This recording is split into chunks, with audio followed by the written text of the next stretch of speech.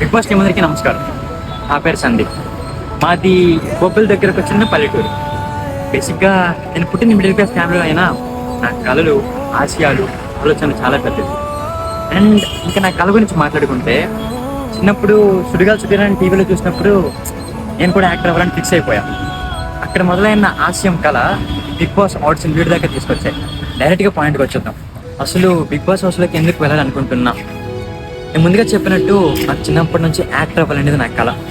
మా అమ్మ నాన్న ఫస్ట్ హ్యాపీనెస్ చూడాలి, టీవీలో కనిపించాలి, ఇదే. నేను చిన్నతనంలో అంతా నేను యాక్టర్ అవ్వాలి, నేను సినిమా అని చెప్పేటప్పుడు మా పేరెంట్స్, ఫ్యామిలీ, ఫ్రెండ్స్ అందరూ ఏదో తప్పుల కూతులో చూసేవారు. నేను ఆ మైండ్ సెట్ని మార్చాలనుకుంటున్నా. టాలెంట్ అవ్వడప్ప సొత్తు కాదు. టాలెంట్ ఉంటే లైఫ్లో ఏదైనా సాధించవచ్చు. అది చదువుతో మాత్రమే కాదు.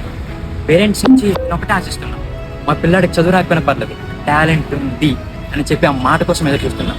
ఇంకా బిగ్ బాస్ హౌస్లో నువ్వేం చేస్తావు అనే విషయానికి వస్తే మీరే చూడండి. మౌనాలు రాసే లేఖని చదివా, భాషల్లే మారాని ముందరా, గుండెల్లో మెదిలే చిన్నారి ప్రేమ కలిసే చూడు నేటిలా.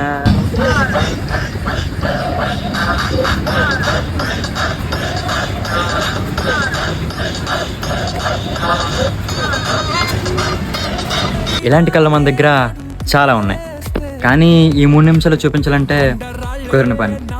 కాబట్టి అగ్ని పరీక్షలో కలుసుకుందాం. నేను ఒక విషయం అయితే గట్టిగా చెప్తాను. ఈ బిగ్ బాస్లో ఏదైతే ప్రైజ్ మనీ వస్తుందో అది 50 lakhs అని 30 lakhs అని ఎంతైనా కానీ అది మొత్తం ఎవరికైతే కష్టాల్లో ఉంటారో వాళ్ళకి నేను సహాయం చేయాలనుకుంటున్నాను. అందులో ₹1 కూడా నేను తీసుకోను. I promise. ఇలా నా పాటలతో, ఆటలతో, మాటలతో బిగ్ బాస్ హౌస్ మొత్తం అలరిస్తూనే ఉంటాను.